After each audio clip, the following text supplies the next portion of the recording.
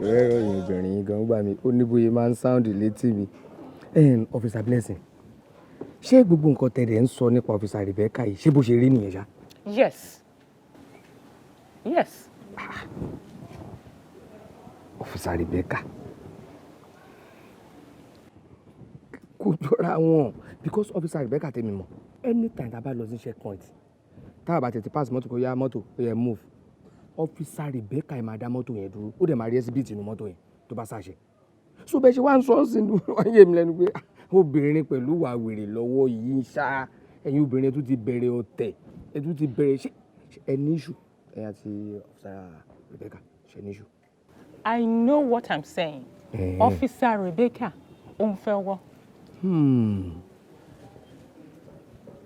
Officer Rebecca ń fẹ́ wọ́.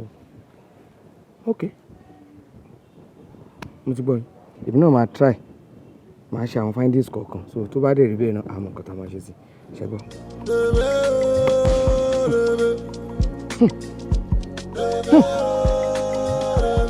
Ẹ bá tẹni ẹlẹ́ni jẹ́.